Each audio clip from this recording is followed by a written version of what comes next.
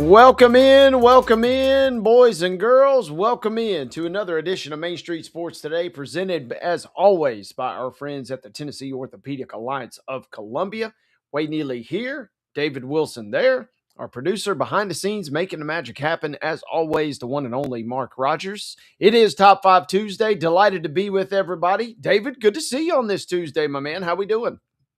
Doing well. This is 2 Tuesdays in a row for the Yeah. both of us, so I'm always excited to be on the air with you. Last week on our top five segment, we broke down our top five, I guess, Blue Cross Bowl matchups that we were looking forward to. So I am glad officially, at least for yours truly. I feel like you've been done for a few weeks, Wade, but I am officially done and off the football beat, and now we can finally transition fully into some basketball, which is going to be wrapping up here before the Christmas holidays, before you know it. And, for Blaine and I in our new District 7 4A, our district is so big now that district play starts before the holidays. So we got district play kicking off in Wilson and Sumner County beginning tonight. We'll get into that on the rundown on the schedule where I will be. But I'm excited to fully transition into some basketball and have some football, even though I enjoy it, in the rearview mirror. Yeah, crossover season is tough, right? For me, I've always struggled with it, and it's you're excited for basketball, but man, it's really hard to get that excited when you have championship level football games being decided. But now that it's kind of in the rearview mirror, as you said, now you can really kind of sink your teeth into the matchups. And usually, I don't fully kick into basketball mode, David, till after Christmas because that's when district normally starts up. But you're in one of those super leagues. You're in kind of the SEC or the Big Ten kind of. You got a million teams, you got a million games, so many so that you got to get started before the holiday even gets here. Yeah, and I think all those schools, the schools that we're referencing, at least in Wilson County, you have Wilson Central, Lebanon, Green Hill, and Mount Juliet, and then you add in the Sumner County schools of Gallatin, Hendersonville, and Beach. That's a very big and very large district. So you have to get started because you have to play each opponent twice. So you have to get started before Christmas break because there's just not a lot of dates before we get to district tournament time. And so when you have a battle of unbeatens that I have tonight, at least on the girls' side, with 7-0 Wilson Central making the trip to Green Hill, who is Mhm. also 7-0 on the girls' side. That's one of those must-see matchups, definitely to kick off a district campaign. Yeah, couldn't have said it any better. You got two big teams. You got two great programs going toe to toe there. That is going to be a fun one. I'm kind of envious of that assignment here tonight. Speaking of assignments, here's what we're looking at for our schedule today. We got a big show, big show. Second hour, as always, going to be joined. Well, not always, but pretty much always joined by our good friend Chip Walters. The MTSU Blue Raider voice will give us an update on all things coming out of Murfreesboro. There's quite a bit to discuss. Some good, some bad, some indifferent. We'll wade through all those waters with Chip at the top of the second hour. David and I will also get into the grab bag. We will talk a little bit of Monday Night Football. This story will make sense later when I say it like this, but we'll hop into the time machine a little bit to talk about one particular NFL team and a move that they have made at the quarterback position. It is a real story. You're going to want to buckle up for that coming up a little bit later. We got some MLB chatter to get into a little bit later as the program goes on. I do want to get David's thoughts on the college football playoff and his beloved, no longer the Fighting Irish, just simply the Irish, as they have refused to fight for the rest of the season. But we do want to get his thoughts on the playoff and how things shook out coming up in that second hour as well. And we'll close the show in honor of basketball, which has just been referenced a bunch of times a moment ago. Top 5 basketball jerseys. And this should be fun, David, because I'm thinking any level. I was in Cleveland over the weekend, got me a cool shirt of the kind of vintage Cavs logo. And man, the Cavs alone have like 20 different jersey combos, and they're all kind of popping. So that kind of got my brain kind of tickling when I was thinking of some basketball jersey banter here. We could go NBA, we could go NCAA. David might even bust out a retro high school jersey by the end of the segment. So should be fun there. That's the second hour. Coming up first hour, we've got our good friend Matt Brown from Extra Points. A lot to talk about, just general overall college football thoughts, but also maybe some financials and some repercussions of what this particular college bowl season might mean for future college bowl season. So should be fun to talk with Matt on the sports biz side of things. We'll also sneak in some college football hoops, and you are not going to want to miss. I know we said high school football is over. There was still a little bit And David was on hand for this, so we'll pick his brain coming up in just a moment. But there's still a little bit of high school football action that was hanging out there as recently as this afternoon. So, David, jam-packed show. I mean, we're going to cover a little bit of everything over the next couple of hours, and I'm excited. And like you said, I'm glad to have you back on a Tuesday here. This is kind of a different beat, as it were, for you, but I'm excited nonetheless for the next couple. Yeah, excited to be here, and I'm glad you got back safely from OHIO this past weekend. The Grizzly Bear did you well with the snow flurries up Mm-hmm. in the greater, I guess, Akron, Cleveland area. So it kept you warm this past weekend amidst some snow flurries. It kept me warm, until the Browns fans started throwing snowballs late in the game. But different story for a different show, I suppose. David, you referenced it a minute ago. I say we get into it. Let's give the people yesterday's results. Let's bring them today's schedule. Let's do all of that on a little thing we like to call the rundown. This is the Rundown. Some Monday basketball scores across the TSSAA area. We'll start things off on the girls' basketball side, where Innsworth picked up an 80-39 win over Rockville. It was Ezel Harding defeating Kip Antioch Global 82-7. It was Harpeth Hall 46, Shelbyville 26, Hickman County 79-53 winners over Creekwood. It was Whites Creek defeating Hume Fogg 43-36 on Broadway last night in Nashville. It was Lewis County 42, Spring Hill 40. Brentwood 55-23 win over Siegel. It was Sycamore 47-29 win over Waverly. Boys basketball action last night in the TSLA. In the doubleheader, Innsworth completed the sweep with a 61-58 win over Rockville. It was Ezel Harding defeating Mount Juliet Christian Academy 75-34. It was Merrill Heights 67, Greenbrier 49. Hickman County also completed the sweep on the girls and boys side, 62-40 win over Creekwood in the boys game. Whites Creek 68, Hume Falk 60 in a battle of Metro Nashville schools on the boys' side. Upperman 62, James Lawson 42. It was Lewis County 79, Spring Hill 60, and Brentwood picked up a win over Siegel and completed the sweep as well in the girls boys doubleheader. 87-54 was the final score there. Last night in Monday Night Football, I caught the end of this just last night as we got to overtime. It was Jim Harbaugh and the Los Angeles Chargers picking up a 22-19 win over the Philadelphia Eagles in overtime at SoFi Stadium. Pretty good finish, crazy finish, as a matter of fact, in that one. You're right, David. More on that game a little bit later in the show. Let's take it to tonight. Let's go to the hardwood. Let's go to your schedule. Basketball doubleheaders beginning at 6 o'clock, unless stated otherwise. And most of these will be at 6 p.m. tonight. Hampshire's on the road this evening in Battle Creek. Lebanon will travel to Beach. Oakland visiting Blackman this evening. Tullahoma at Brentwood Academy. Murfreesboro Central Magnet is making a trip to Cannon County tonight. Richland's on the road at Cascade. Mount Pleasant will visit Collinwood. Providence Christian is on the road at Columbia Academy. Santa Fe will be at Cornersville. Clarksville Academy will be at Davidson Academy. McEwen making a trip down to Dixon County this evening. Riverdale is at Eagleville. Creekwood will visit East Hickman. Brentwood's on the road tonight at Stewart's Creek. Merrill Hyde visiting University School of Nashville. Franklin will be at Warren County. Smith County is on the road tonight at Watertown. BGA is visiting the Webb School. Middle Tennessee Christian visiting Zion Christian this evening. Summertown and Lawrence County will tangle tonight. That'll be in downtown Lawrenceburg at Lawrence County. Again, Summertown at LCHS this evening. CPA on the road tonight at Liberty Creek. Cookville will visit Lipscomb Academy. And Culleoka is on the road tonight at Moore County. I believe this one is also tipping off district play in Division II Single A's District 4. It's Ezel Harding making the trip across town to take on Nashville Christian starting at 6 o'clock. It's Summit at Nolensville, Laverne at Ravenwood, Smyrna at Rockville, Kirkwood at Clarksville Northwest. It's Maplewood taking on East Nashville, Portland at East Robertson. The game I'm in tonight, this district opener in 7-4A. It's the undefeated Wilson Central Lady Wildcats taking on the undefeated 7-0 Green Hill Lady Hawks. In the Robertson County action, in a little battle right there, it's White House Heritage making the trip to the Briar Patch to take on Greenbrier at 6 p.m.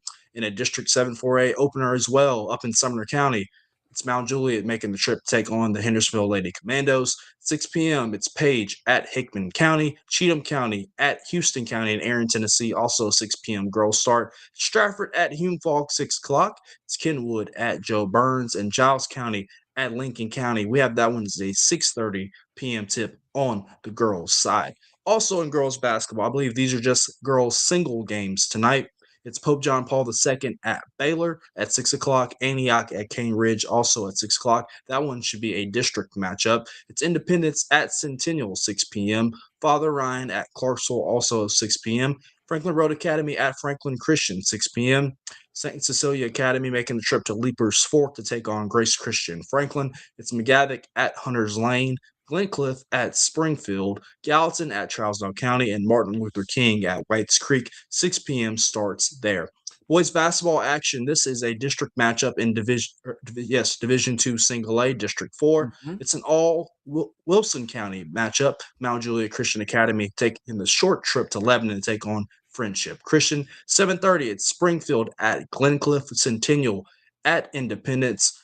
James Lawson at John Overton, and Westmoreland at Macon County. Those are all 7:30 starts. Tonight in the NHL down at Bridgestone Arena, 8:30 puck drop. You can find it on TNT and True TV. It's Colorado Avalanche making the trip down to Broadway to take on the Nashville Predators. Ladies and gentlemen, those were your scores. That was your lengthy, as always, Tuesday high school basketball schedule, and that concludes today's rundown.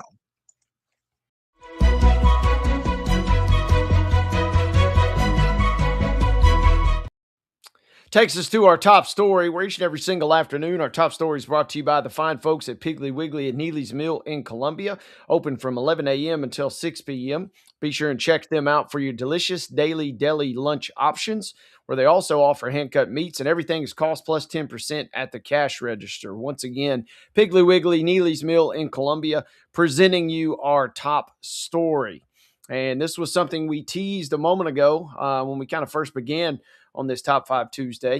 2025 Tennessee Titans Mr. Football Award winners have been announced in a ceremony that just concluded not too long ago over at Nissan Stadium. Close to 500 people were on hand for this thing, including the honorees, their families, their coaches, administrators, all sorts of folks, including members of the local media, our very own David Wilson. I believe Calvin White was on hand as well, representing kind of Main Street media there as awards were handed out. And David, you were on hand, and this is kind of the unofficial close. There's still a little bit of stuff, in terms of recognitions to be handed out after the season, but right after the Blue Cross Bowl, and then right into the Mr. Football Award winners. We'll be going through those in just a matter of moments. But as you go through those, this is kind of officially, to put a bow on what we said earlier, this is kind of the official end of the high school football season here.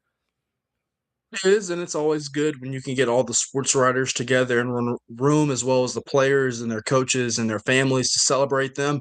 Wade, I was not on hand today. I let Calvin kind of take my spot so I could fill in for him. Obviously, excuse me, I misidentified our Main Street guy. Yeah, David out, Calvin in. Just the same though. We still had everybody covered. Yeah, we had Blaine and Russell on hand as well to help cover it. Calvin had a winner here, as you can see him pictured in the front row, second to the right. So he had to take care of his Robertson County connection duties. So I decided to fill in from behind the scenes today. But nonetheless, always good we can get everybody in a room to celebrate some fantastic nominees and some athletes. So I'm excited to get into it with you. And we had some very deserving winners, obviously, and some guys that probably deserve to win that, just fell a little bit short. Absolutely. And, as we go through these, some of these guys, you probably just heard their names over the course of the weekend if you watched most of the 9 Blue Cross Bowl games. But, yeah, we will start in Division I, and I say that to kick things off because Dayon Cooper from South Pittsburgh wreaking havoc as the Pirates rolled to the 1A title. He was your Class 1A winner. You just mentioned Calvin and his coverage duties there. Zach Groves, got to see him in action on a Thursday night football broadcast earlier this season. Deserving and then some is Zach Groves there of East Robertson, who is your Class 2A winner. Class 3A honors went to Graham Simpson. And after what we just saw in the Blue Cross Bowl, David, I don't know how you couldn't get. I know the award was decided by them, but based on what we saw from Westview, absolutely dominating the 3A title game there, Graham Simpson was a more than deserving winner there at the 3A level. 4A goes to Caden Ball from Greenville. Cooper Newman from Sevier County was your 5A winner, and 6A winner from Southwind, way over on the west side of the state there. Kelvin Perkins was your winner there. So 6 award winners, 6 worthy winners at the Division I level, David. Yeah, and we got 3 more at the Division II level. I believe that you're reading the email. I think the TSSAA forgot to paste the other winners on there. So, well, I got you. I was teeing you up for the Division II. No, you take the reins on the D2 because you got to see some of these guys in person as well this year. Yeah, absolutely. The guy that I got to cover in this past weekend's Blue Cross Bowl in Division II Single A, and he's now back-to-back state champ and now a back-to-back Mr. Football winner.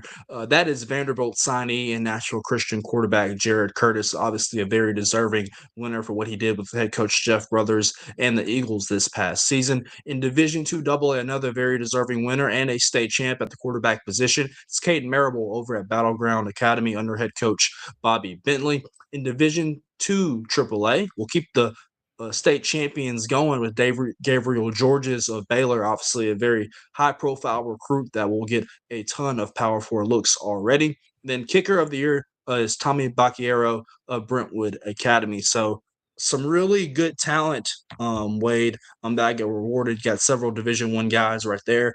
2 of them particularly have already signed to go into the SEC. You think about Kelvin Perkins. He's going to be making an impact for Coach Ferris up at Austin Peay. So, and most of these guys are staying in state, obviously, with Zach Groves going to Tennessee. And as I mentioned, Jared Curtis going to Vanderbilt. So they're going to be on your television screens for quite a while here in the Mid-State. Yeah, worthy list and then some. And yeah, all these guys, this is not totally like the Heisman in the sense, you kind of need to be on a good team to win this award. We have seen, award winners from smaller schools or schools that maybe don't advance that far. But at the high school level, David, I mean, it kind of tells the story, right? Most of these teams are championship level teams because of the guys that we're talking about that received these awards this afternoon. Yeah, absolutely. And I would be remiss not to mention this, that I believe this is Calvin White's research. I want to give him the hat tip on this. Obviously, Zach Groves is your winner from East Robertson in Class 2A. Also, his brother 2 years ago, Isaiah Groves, who is now also a football player at Austin Peay, won in 2023. I believe they are the first pair of brothers to ever win Mr. Football Awards. So congratulations to the Groves family, particularly head coach Chase Brooks and East Robertson. They've had finalists the last 3 consecutive years. So hat tip to what they're doing out there in Cross Plains and Robertson County, Tennessee. Absolutely. And could have had, a different player on their same team. Maybe when, the award quarterback got some votes, got my vote at least after what I saw in their game earlier this year versus East Nashville. So congrats to all of our award winners. 6 winners at the Division I level, 3 winners at the Division II level, and then our kicker of the year, which encompasses all of our classifications there. Your 10 Mr. Football Award winners were announced again today during a great little ceremony over at Nissan Stadium. Taylor Zarzer was the MC for today, but you had all the dignitaries, as David said, you had all the sports writers, you had the local media there. Really, really cool the way that they partner with the Titans to put this thing on, and congrats again to all of our award winners. We are going to take a quick time out. When we come back, David and I will sit down with our good friend Matt Brown from Extra Points. We're going to talk a little college football playoff. We're going to talk a little sports biz. We might talk a little bit of who knows what with Matt, because this is one of our favorite guests, and we can cover a wide amount of topics. But we're looking forward to chatting with our good friend. Once again, Matt Brown from Extra Points will join us right after this timeout on Main Street Sports Today, presented by TOA of Columbia.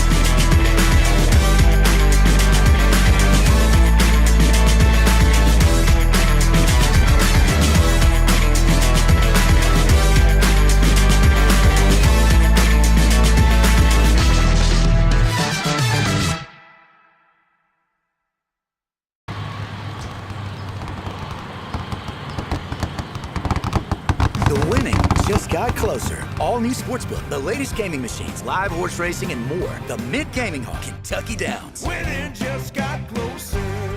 This holiday season, the largest lantern festival in the country returns to Nashville Zoo. Experience more than 1,000 all-new handcrafted lanterns, towering creatures, magical worlds, and a North Pole village. At the center of it all, the Smashville Ice Rink. Welcome back to Zoolumination at Nashville Zoo. Bigger, brighter, and better than ever. Busy bee, yeah, busy bee. If you need Hold on, y'all, hold on. I need to make a call. Hey, this is Brianna with Busy Bee. I'm giving you a call to let you know your technician is on his way. 3-3. Bee, oh, busy bee. Guys, not yet. Not yet. Busy bee, oh, Now I'm busy ready, bee. guys. Call 775-7833. Custom Stone Handlers supplies over 600 distributors and suppliers with quality stone products. Along with Riverstone, we produce and distribute over 100 building, landscape, and other bulk products. Our goal is to provide quality products, service, and partnerships to ensure our customers' success. We firmly believe the measure of any person or company is how you treat other people and customers. Give them a call at 931-490-4990 or visit CustomStoneHandlers.com.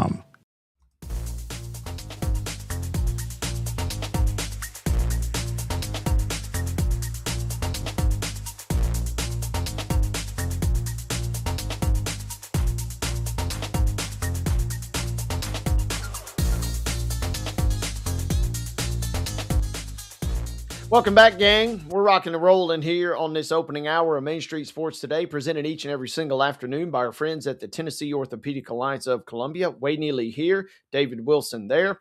And we bring in our first guest of the afternoon, our good friend from Extra Points. It is Matt Brown. Matt, good to see you, brother. It's been a while. How you doing? It has been a minute. Thanks for having me back, fellas. We are delighted to have you back. And I mean, who else could we really kind of have back to navigate the giant cloud of topics that are kind of lingering over college athletics, but college football in particular.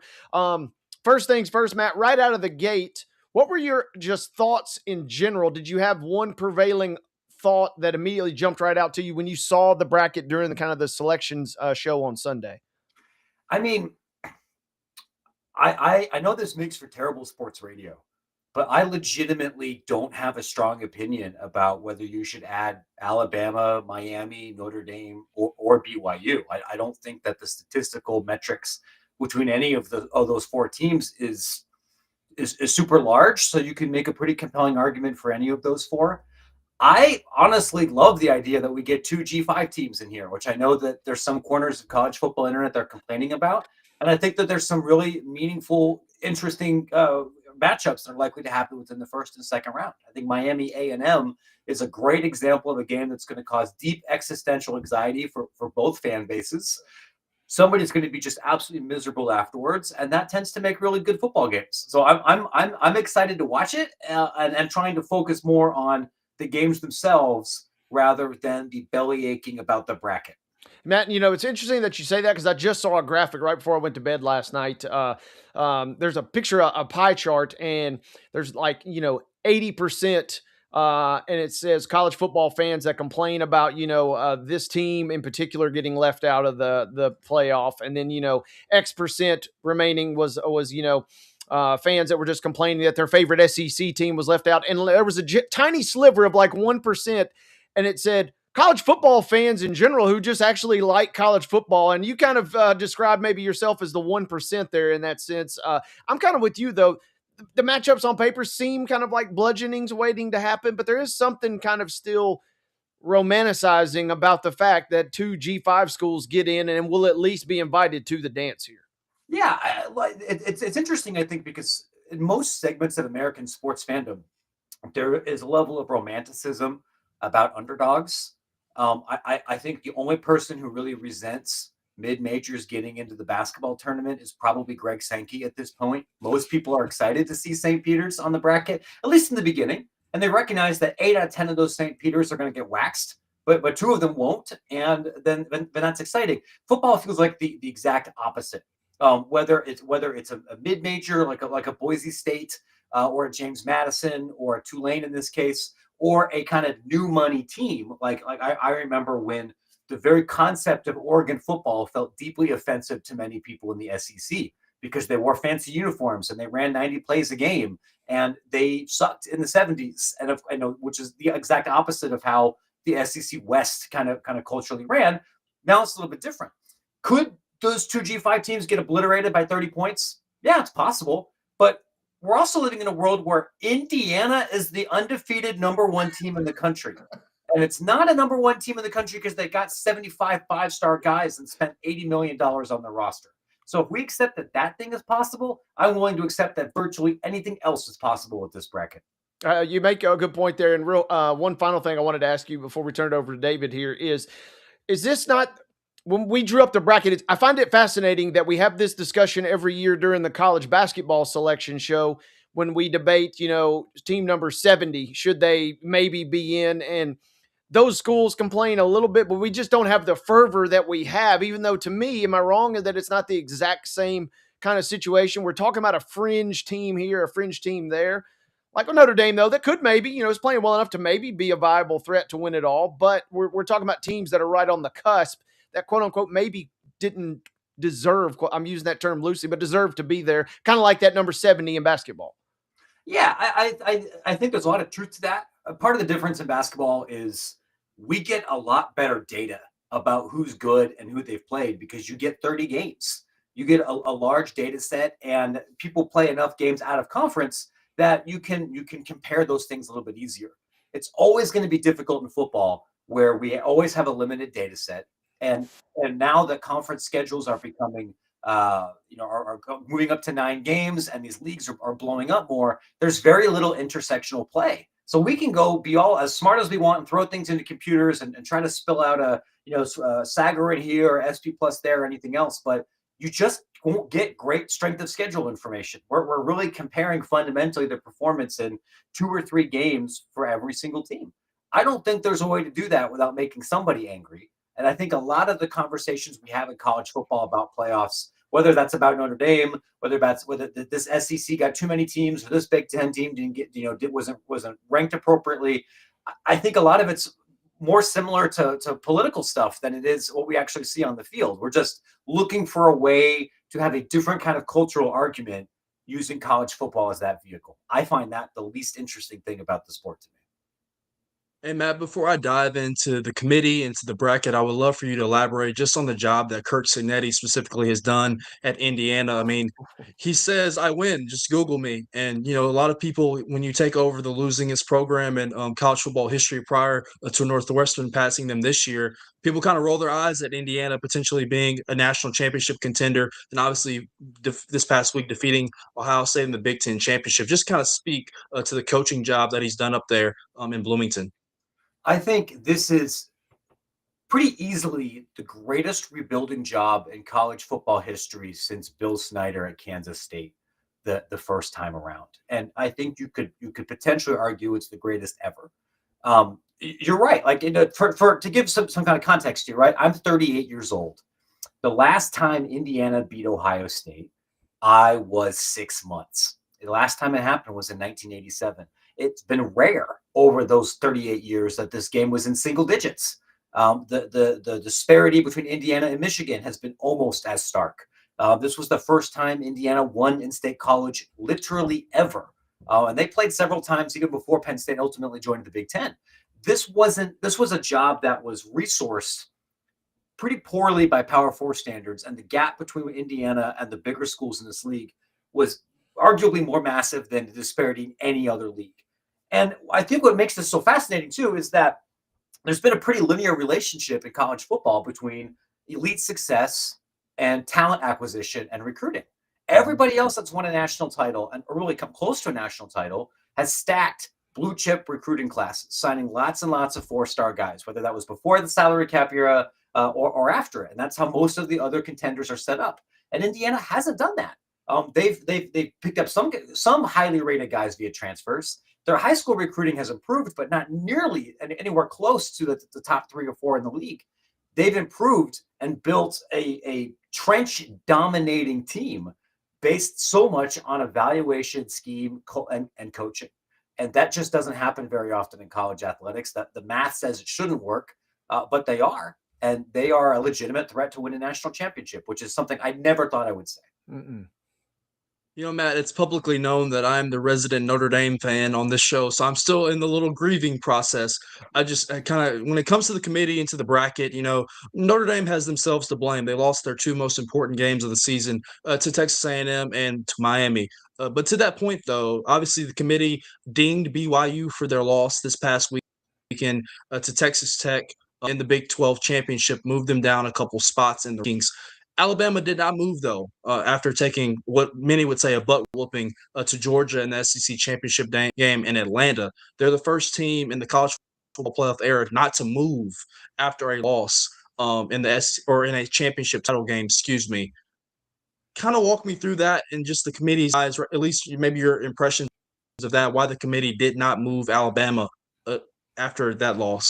Yeah, it's because I thought Alabama was one of the 10 best teams, regardless of what happened in that particular game.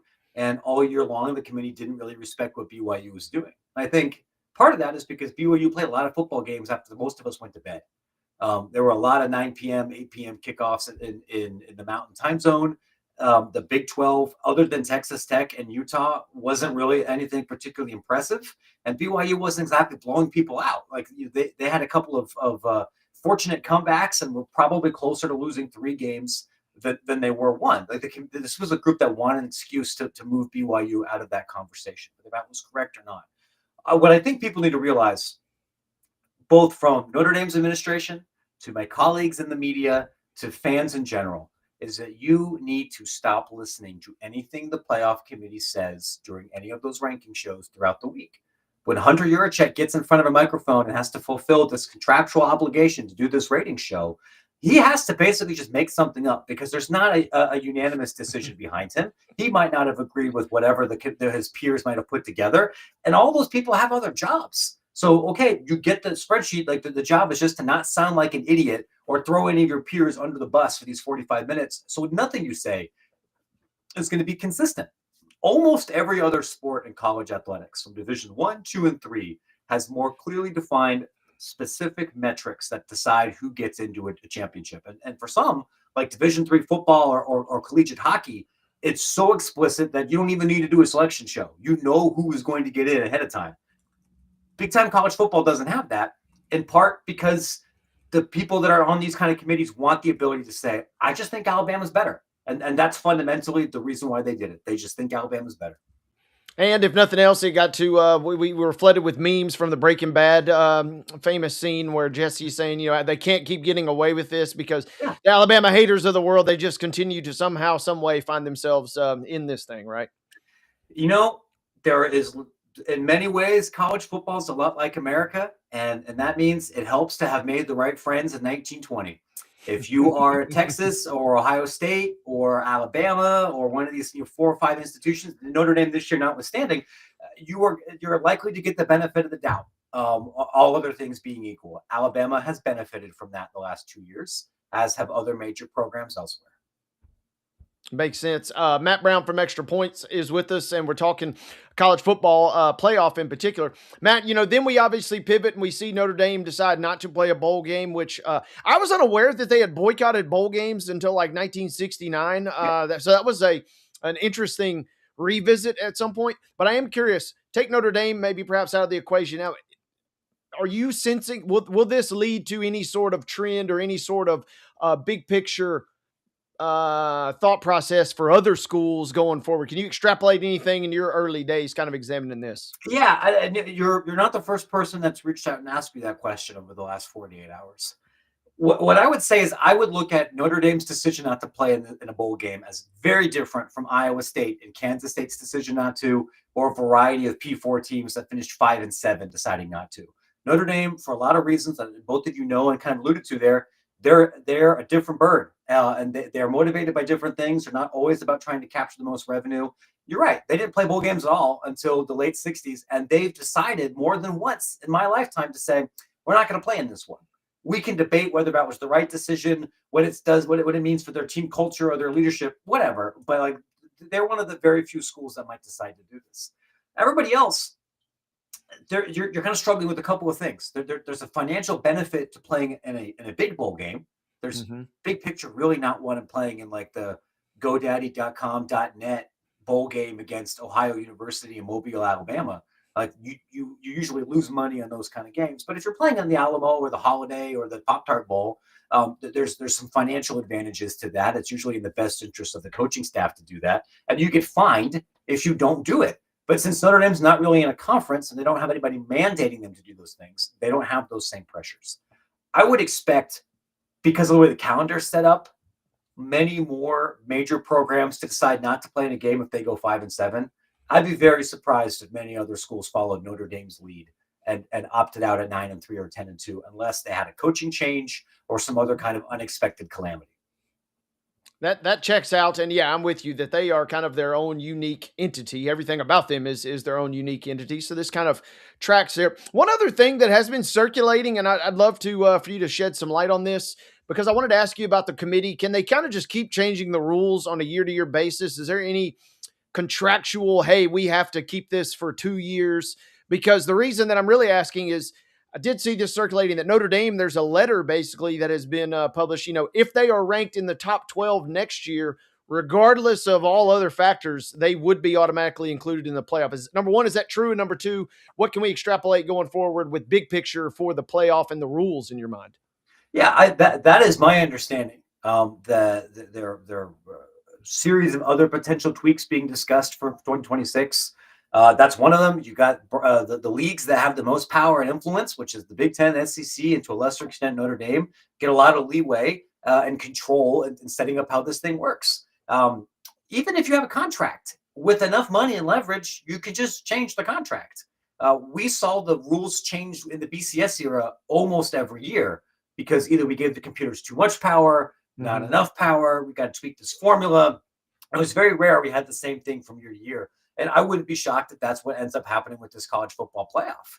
Between what happened with the ACC and their disaster of a tiebreaker scenario that led to Duke winning the league and what happened with Notre Dame, I would imagine there's going to be some structural changes in the playoff next year, whether that's automatic bids, whether that's increasing the number of bids.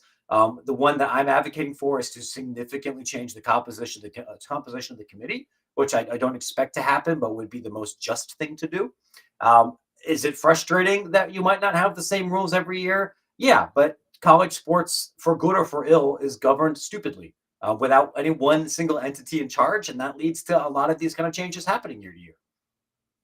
Matt, the last time you were on the show, I believe with Mo and I asked you about Brian Hartline and his potentially taking a head coaching job somewhere. Obviously, that came to fruition down at South Florida. Kind of speak to kind of his job there, and obviously he's going to take over a really good program that historically has done really well. Yeah, there's a lot to like about Hartline with his energy level. Certainly, as a recruiter, he has elevated Ohio State's wide receiver room from being very good to absolute first round talent machine and recruiting that position group better than maybe any school is recruiting any position group anywhere. Like he's very good there. I think there is certainly a lot of room for him to grow as a program CEO. He helped call plays this year for Ohio State's offense, which is kind of an up and down affair.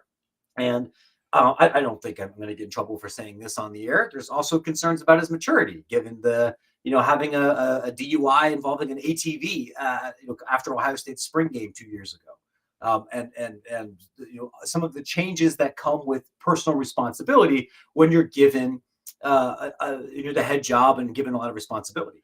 He's recruited South Florida for a long time. He was a great athlete himself. He's been part of some great staffs.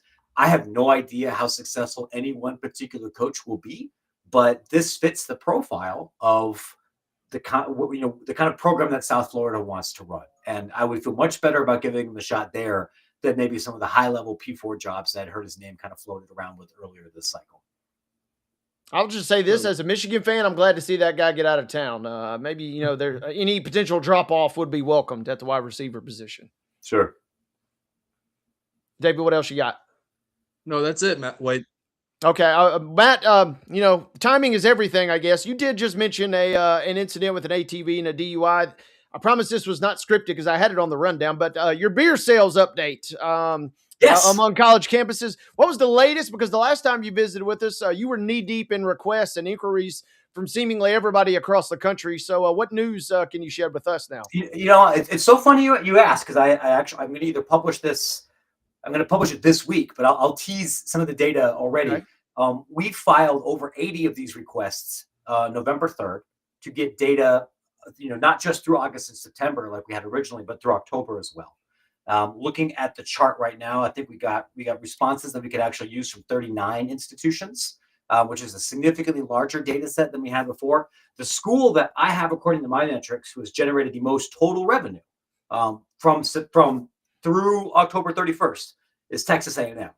That has raised well north of $4.7 million just from alcohol sales. There are a couple other SEC teams in the top 5. You would expect Great Lakes Big Ten institutions to be in that group too, which they are. I'll tell you one school that surprised me a little bit with a shockingly high revenue per person or drinks per person was Southern Illinois. Which, as people here, I live in Illinois. Folks know that Carbondale is a little bit closer to Memphis than it is Chicago. Not totally shocked by that, but we'll have all of the information a little bit later this week.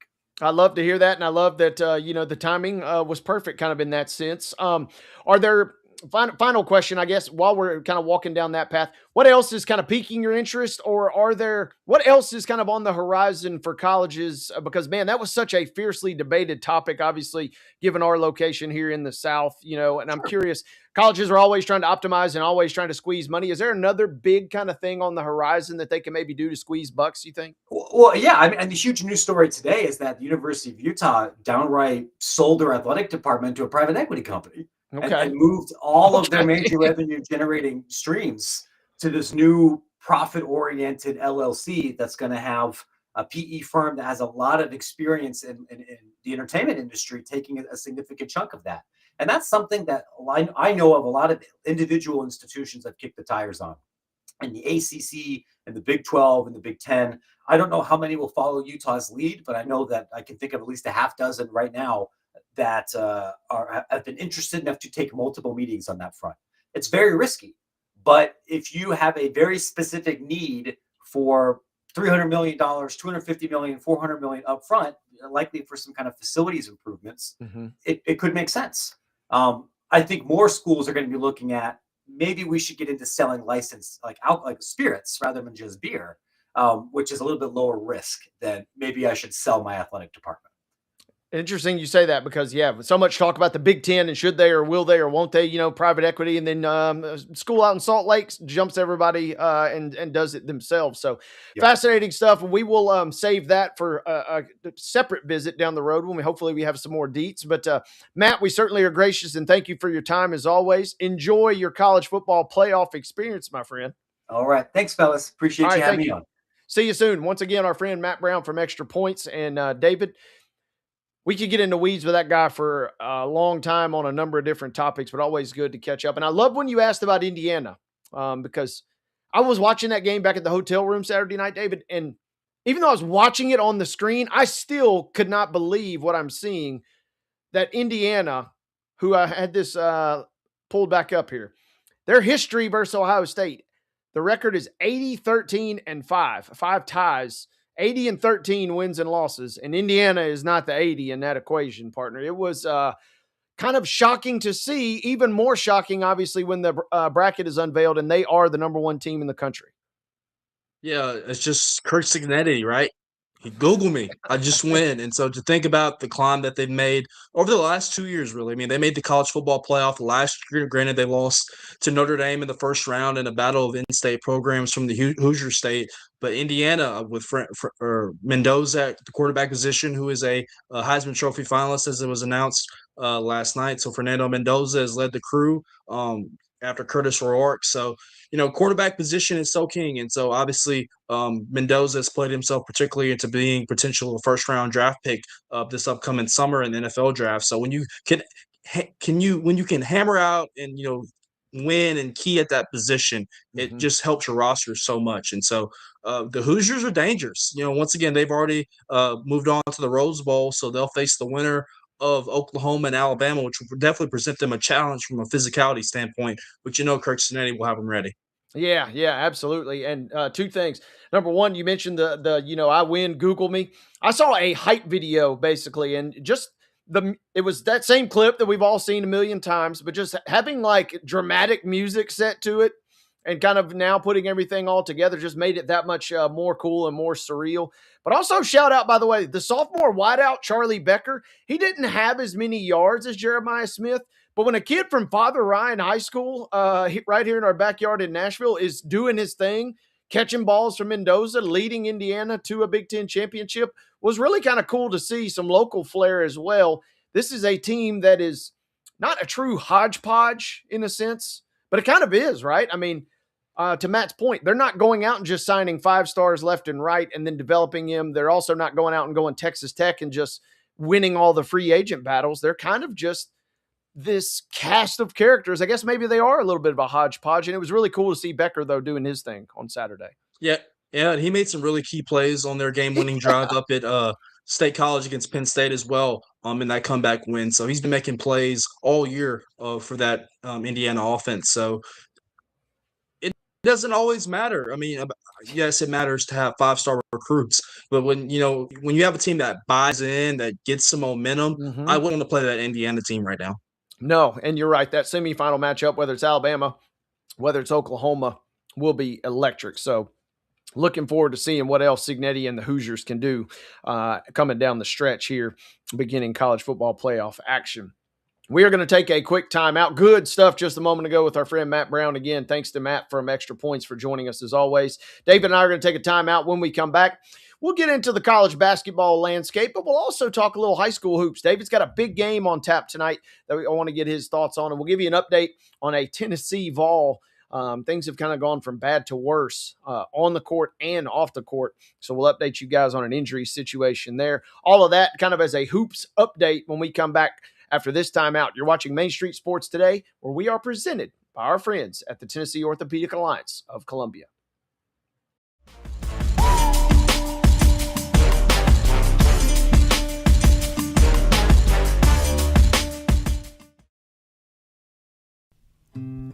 Columbia Power and Water Systems is dedicated to bringing our customers reliable, local service.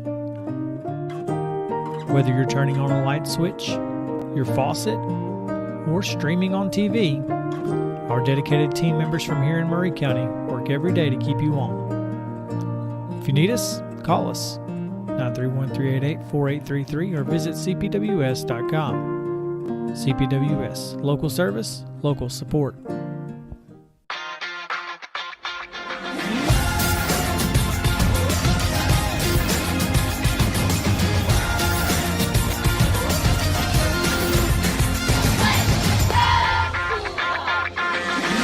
Zion Christian Academy at zioneagles.org or 931-388-7531. You can schedule your appointment to visit their beautiful campus. Again, zioneagles.org or 931-7531 to schedule your visit today.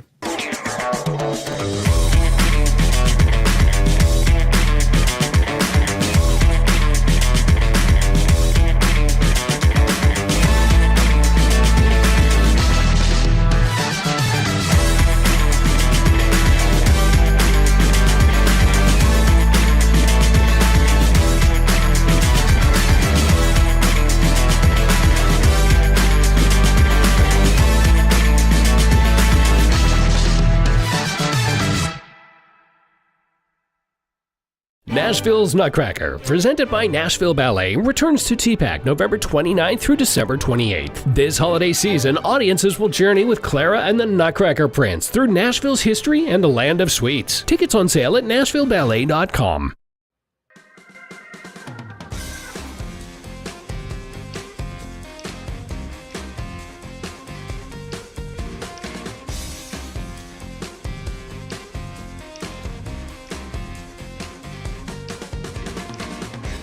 Rocking and rolling, boys and girls, on Top 5 Tuesday. You are watching Main Street Sports Today, presented as always by TOA of Columbia. Coming up at the end of the show, at the end of the 3 o'clock hour, David and I will debate Top 5 Tuesday, and our topic today will be Top 5 basketball jerseys. I don't have any good ones on hand close by in the closet, but there might be a cameo by the end of the show. You never know. I got something maybe I could rustle up here. But while we're talking hoops, David, a couple quick things.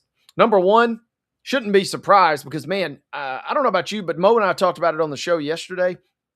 I love the fact that college basketball, and it kind of goes to Matt's point just a second ago, football, you're only limited. You can only play so many games, obviously, to start with. But, the league takes up so much of your schedule. If you're in a good league, obviously, that's fun. It leads to a lot of entertaining things.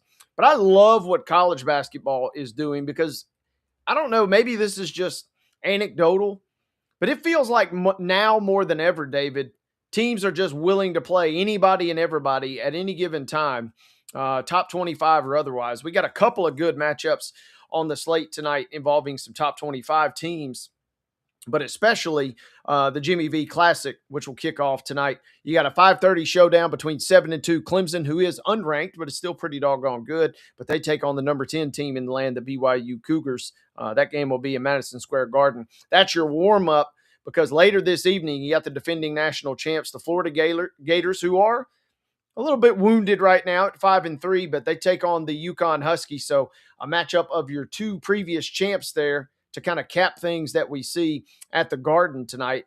And I just love this fact, David, that we just see so many marquee matchups in college basketball compared to football.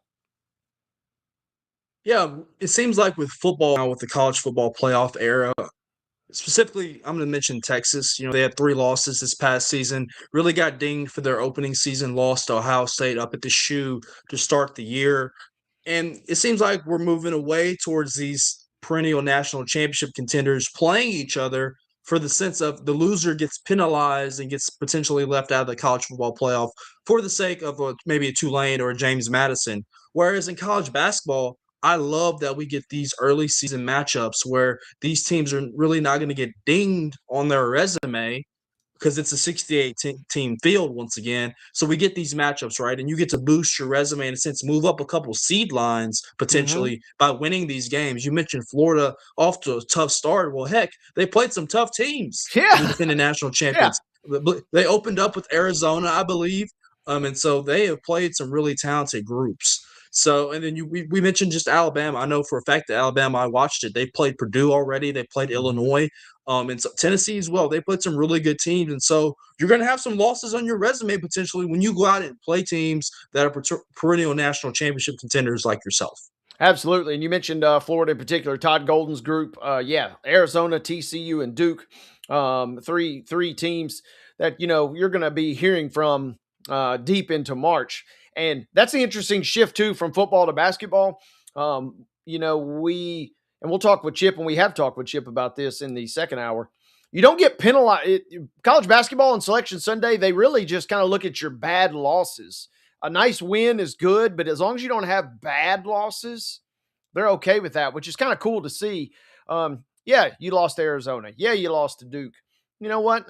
Like to your point, they're not going to a lot of teams are going to lose to those squads. So I like the fact you don't necessarily get hammered as much as opposed to that picture you painted a minute ago with Texas and Ohio State on the gridiron. So big matchups tonight. Those are the two in the Jimmy V Classic. My beloved Wolverines are in action tonight. These are just other ranked games. They're taking on Villanova, Virginia, number 24. Virginia and Ohio State, by the way, we talked about Bridgestone hosting that big classic this past weekend here with Tennessee and Kentucky both in town. Virginia and Ohio State will be in town here in a couple months at Bridgestone as well. And speaking of Ohio State, they play Illinois tonight in the other matchup that features a top 25 team. So pretty decent little slate just from the ranked opponent standpoint there as we head into tonight's matchup. David, we talked a little bit about this on the show yesterday, and now we unfortunately have full report and kind of some sad news. Tennessee things kind of going from bad to worse. The bad was already on the court, but now worse maybe from beyond because Tennessee junior Cade Phillips, after that injury that Mo referenced yesterday, will undergo season-ending surgery. The plan is to have him miss the entirety of the 25-26 season as he repairs that recurring left shoulder injury. 6'9" forward. He's played in all 10 games thus far prior to the injury. Started in a win over Northern Kentucky. Maybe a loss that you can weather for a while, but it's never really a great idea, or it's never really a good thing when a key role player or some depth kind of goes by the wayside. And unfortunately for Tennessee, that's kind of one that they're going to miss, especially in that front court there. Yeah, you mentioned that, and you kind of took the words out of my mouth. That's still a guy, though, that Rick Barnes trusts, that he can put on the floor in certain situations.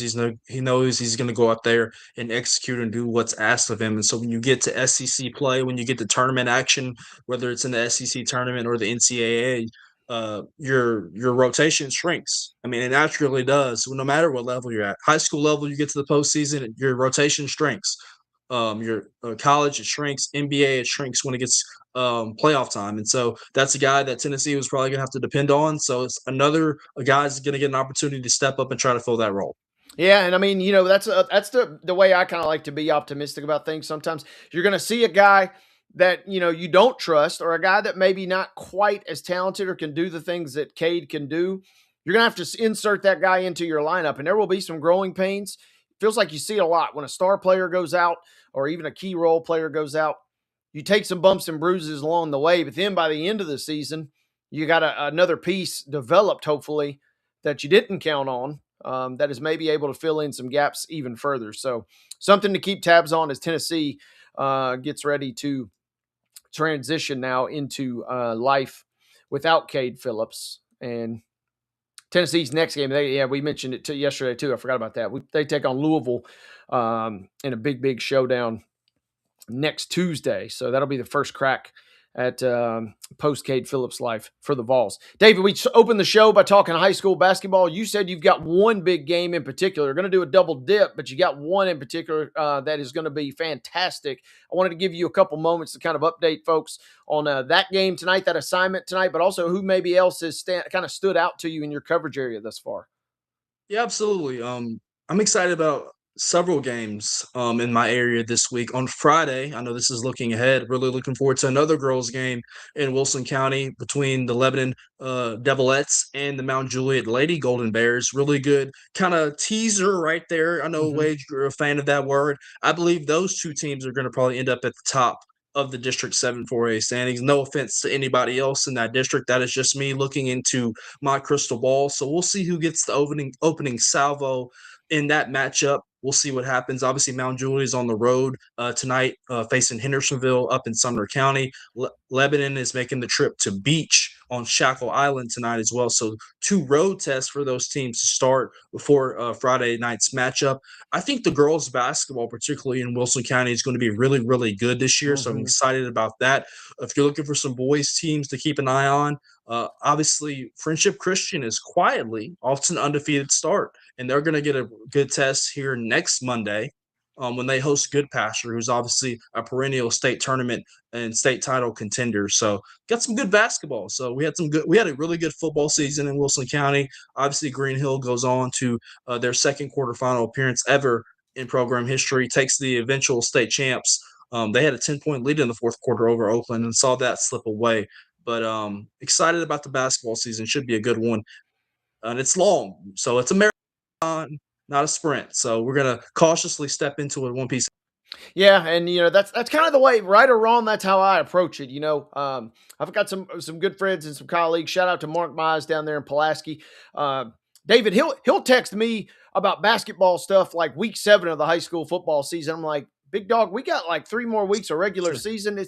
It's not time yet. We gotta one sport at a time. Pump the brakes is what I always tell him. And then, then you get into the Thanksgiving grind of it. And then, once you get beyond that, in your case, though, it's a little different because you got some district matchups already being played, but usually most of those are reserved for after Christmas. You get to see some really cool non-district games and maybe even some out-of-state games around the holidays, which are nice. But then, as you kind of burst through into the new calendar year, that's when you really kind of go into full high school mode, in my opinion. It feels like a must when you have 2 undefeated teams, at least on the girls' side, and 2 teams that are within a county together. you killed two birds with one stone. You got Mount Juliet coverage tonight for the Chronicle, and you got Wilson Post coverage. So it makes the life for a sports writer easy when you can do that. Now, what you just said is the ultimate takeaway from all of that. Make things easier on ourselves, and not only will you get to do that, but you'll be treated to some good action tonight. So, thanks to David for an update there. Some really good girls basketball in particular being played in that county, but also some fantastic boys action to follow as well. We are going to take a quick time out. We are just a hair past the top of the hour here, and once we come back, we'll be joined by our good friend, the one and only Chip Walters, will join us. The Blue Raider voice sits down with us to talk all things MTSU. Right after this time out here on Main Street Sports Today, presented by TOA of Columbia.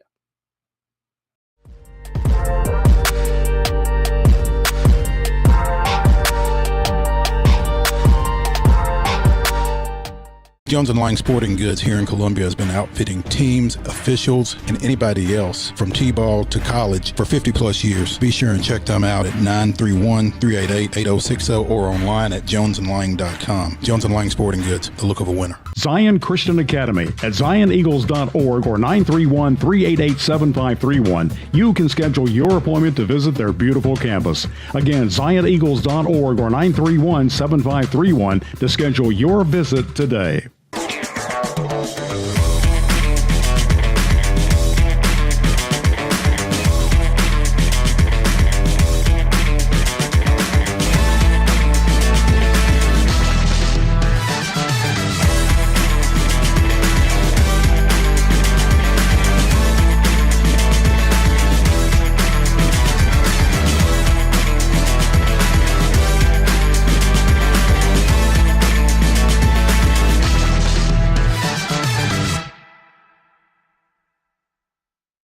Is your internet slowing you down? It's time for an upgrade. Whether you're at home, working from your home office, or at your business, it's time to unleash the speed you need with speeds up to 1 gig at CPWS for as low as $70 a month. Give us a call, 931-375-7777. Local service, local support, CPWS. Piggly Wiggly, located in Neely's Mill Shopping Center, is Columbia's locally owned and operated Cost Plus 10 grocery store dedicated to serving the community with low prices and smiling faces. Piggly Wiggly offers fresh, hand-cut meats daily as well as daily hot plate lunches from their deli counter.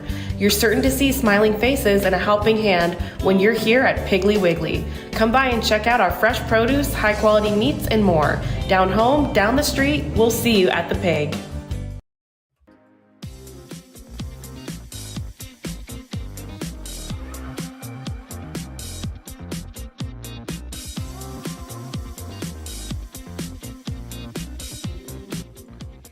Cruising into hour number 2 here on Main Street Sports Today, presented as always by our friends at the Tennessee Orthopedic Alliance of Columbia. Coming up at the end of this 3 o'clock hour, David and I will debate the top 5 basketball jerseys, our favorite basketball jerseys. That can go NBA, that can go NCAA, that could even go Giles County High School if we really want to get deep in the weeds there, but should be fun as we close our second hour here today. Once again, Wade Neely sitting in the saddle alongside David Wilson.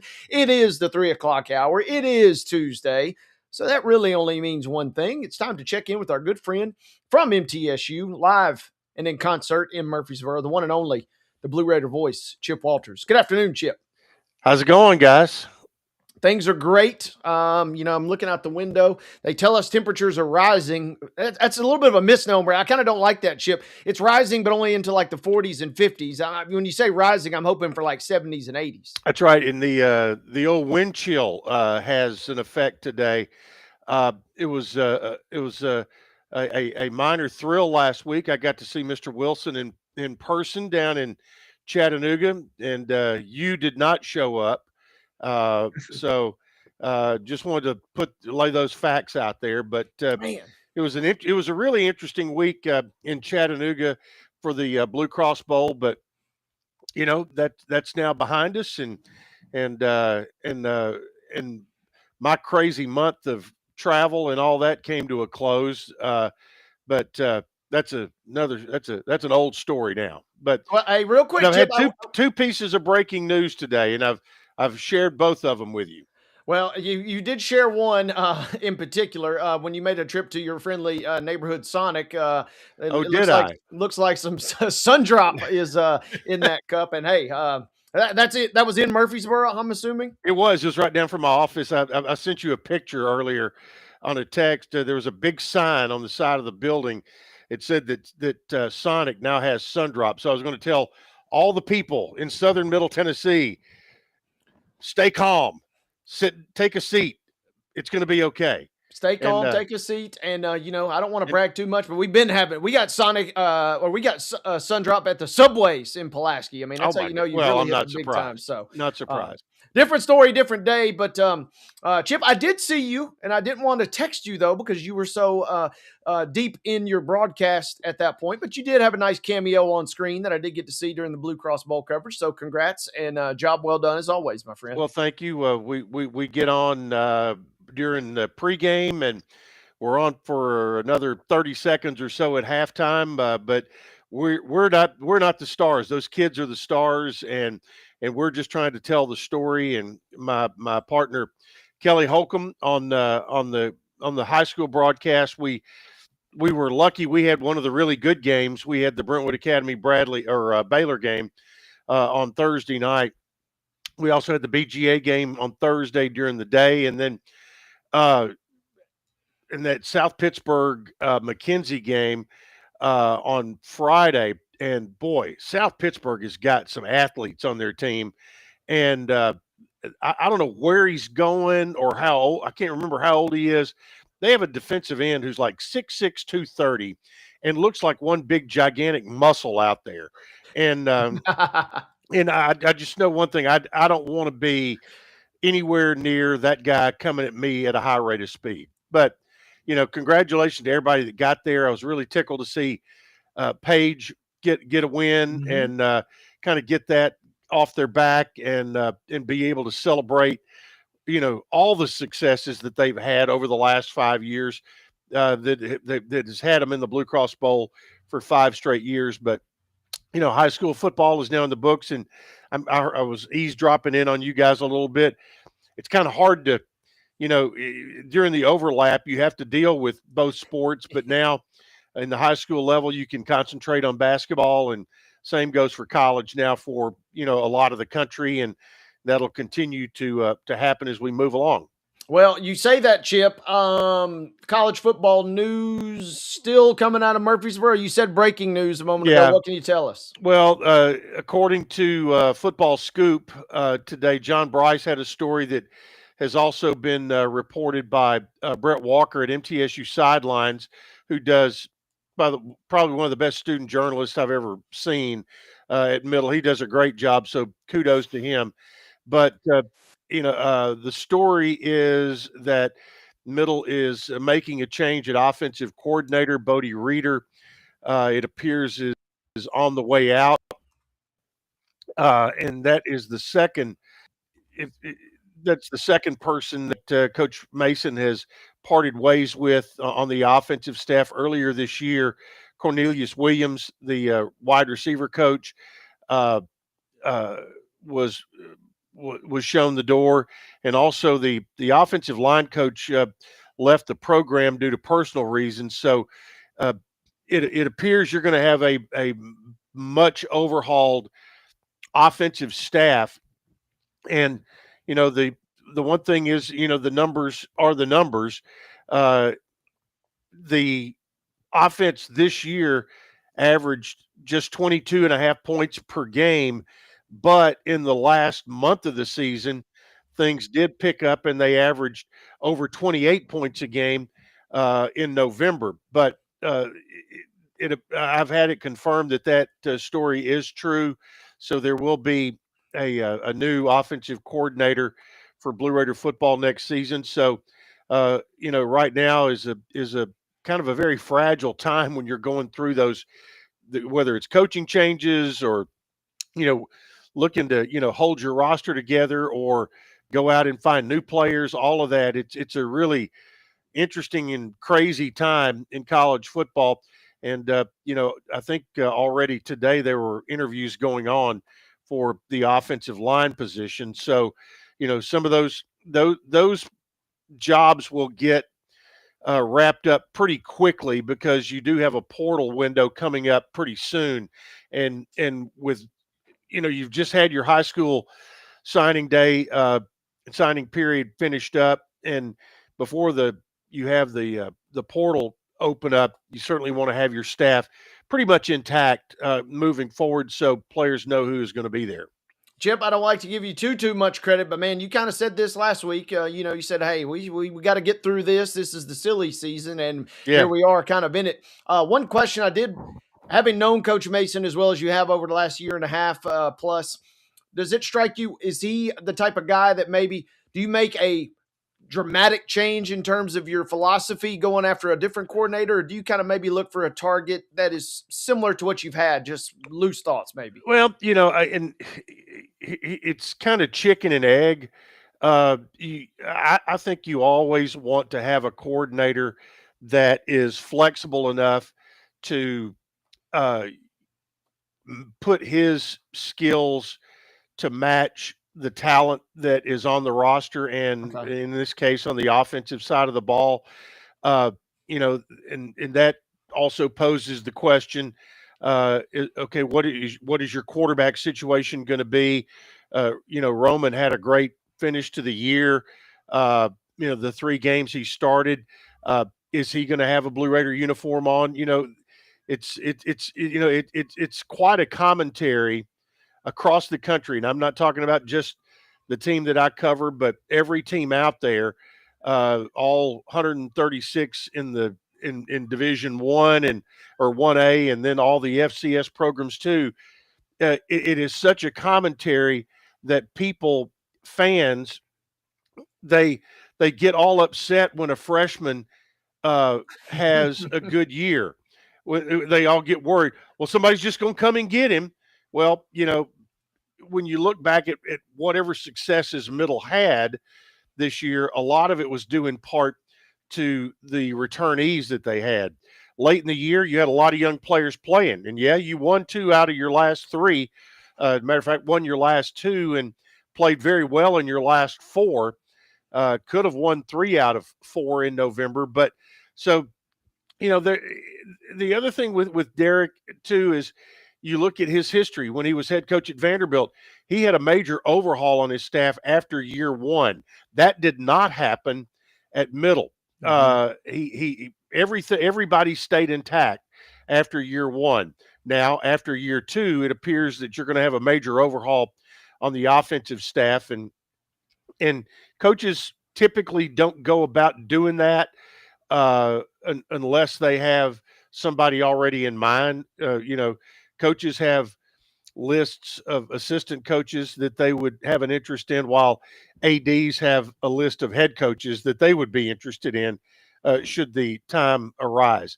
And ironically enough, on the same day that Football Scoop breaks that story that there will be a change in the offensive coordinator office at Middle, they also announced their offensive coordinator of the year for the 2025 season. And it just so happens that it is former Blue Raider offensive coordinator Buster Faulkner, who was at Georgia Tech this year. And if I'm correct, and he's on his way to Florida, is that right? So that's correct. Kind of interesting that you have both of those stories that came out today on Football Scoop.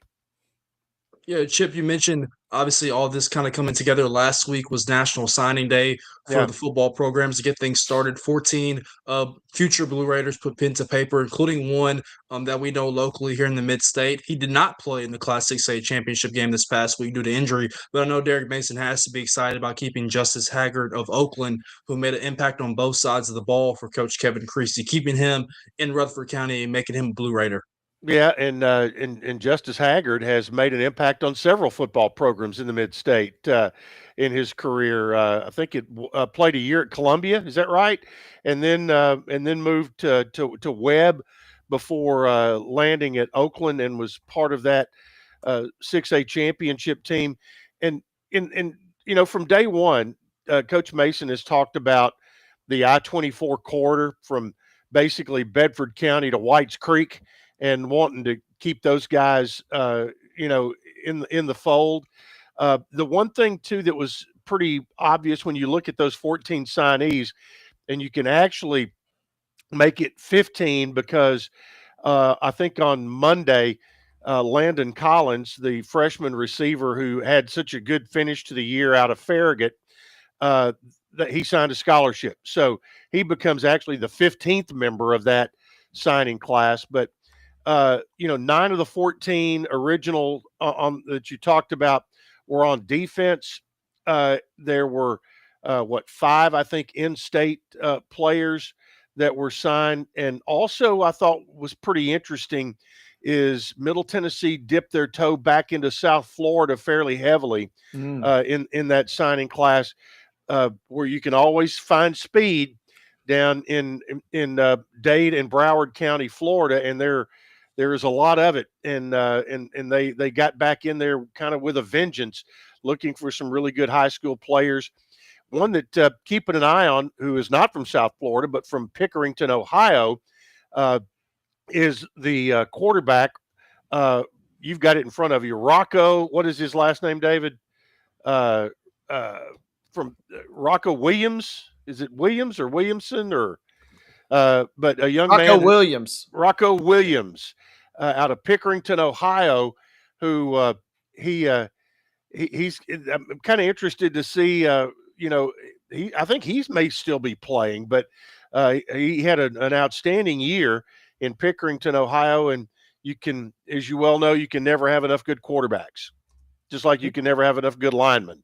Never have enough of both of those. And That's right. if you got a guy who turns into a stud and his name is Rocco, I mean, that's you can do some branding with that. I feel like that's cult classic or fan favorite kind of waiting to happen. My first at first blush, I saw his picture, and instead of Rocco, I thought he looked like Uncle Rico from. He might have just a shade of a mullet, but I see a wisp. Yeah, the picture I'm looking at on his 24/7 profile, there's just a little wisp of a hair coming out of the back there. But yeah, and also I did get to see the young man from Baylor, the defensive end from Canada, and he had a solid game. He's a big boy. Yeah, he's a big fella, and he kind of has some explosiveness in there too, and look forward. He'll be looked to kind of come and replace DeMonte Smith, who had a really good 5-year career on the defensive line at middle, and he looks like a guy who you could almost plug and play. Although you'd like to let him, watch a little while on the sidelines and kind of pick your spots with a young man like that. But they're not going to be shy about playing young players, and they're bought into the developmental aspect of all of this. Coach Mason has talked about it numerous times that he's okay with it if you come to middle and you develop to where your next stop is either on Sunday or in maybe at a school that's in the playoffs at a high level Power 4, and we've seen that happen in the last couple of years, and it's sometimes for us old heads that's a little hard to get through in my way of thinking, but he is bought into that, and that is part of the sales pitch to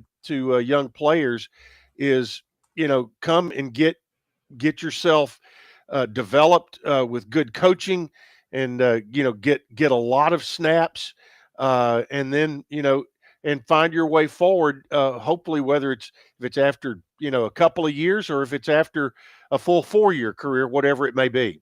Chip, you're talking about rebuilding, and I did want to ask you before we pivot to basketball, did you get to watch any of the CUSA championship game? Talk about kind of rising up in a flurry. KSU, Kennesaw State winning in overtime. That was a fun game to watch.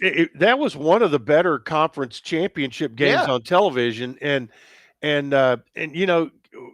Kennesaw State, I mean, their quarterback, whatever that it factor is, he's just got some of it, and leadership qualities, being able to make a play at the right time. Jerry Mack, has kind of cobbled that roster together from all over, and they got going and believed in each other, and to go to Jacksonville State and win in that situation. I mean, the only thing you can do is congratulate them and tip your hat to them. And they're going on to a bowl game, and Conference USA is going to have several this year that are back in bowl games in the postseason. And I think one of my favorite matchups of opponents, including a Conference USA opponent, the bowl game in Montgomery is going to pit two old rivals against each other. And just think about it, in Montgomery, Alabama, you're going to have Troy and Jacksonville State in the Salute to Veterans Bowl there. I mean, they will sell a ton of tickets for that game. And for anybody who talks about, well, there's too many bowl games and blah, blah, blah, blah, blah. If you don't want to watch it, turn the channel. But I promise you, for those two schools, for Kennesaw State, for every other school that goes, going to bowl games means something. And this whole mentality, if you're not in the playoffs, you're not schnikey, whatever word you want to fill in there, that's just a bunch of crap. There's good football being played everywhere. And, and for these schools who are turning down bowl games, you're showing what your true colors are. And just remember that, because you think you're too good for it. These other schools are going to go, they're going to have a good time. Their fans are going to enjoy it. And for the kids who are going to be able to play, the kids and coaches, I think Clark Lee, I'm going to give him total credit. His reaction to not making the playoffs and going to the bowl game in Tampa should be the template for every school that does not make the playoffs. I mean, you just have to really salute Clark and that. But they say, hey, we came up short. We can't wait to spend 3 more weeks together and go play our best. And I think all of the schools that are in the bowl games, they're all looking at it that way. I think you're right. And yeah, that game will be electric between those two. David, take it away. I'll get off my soapbox now. Chip, we've kind of talked about over the first month of the basketball season when it comes to Rick Ensel and his women's basketball team, just still trying to find itself. But a player that really has kind of emerged over the last couple weeks is Blair Bogus, obviously a freshman that we've talked about, at least at the high school level, a lot during her standout career. And she really showed out last week against Belmont and against Memphis, a career high 14 rebounds. Last weekend against Memphis, 19 points, 21 points against Belmont, earned her Conference USA Player of the Week honors.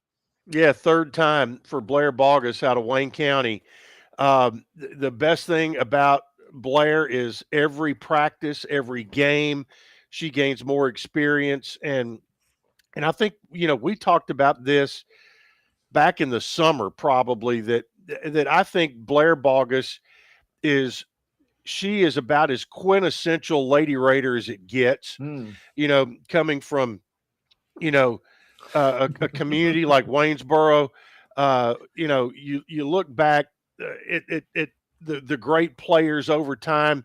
So many have come from strong girls basketball communities, whether it's, Macon County or Shelbyville or wherever it might be.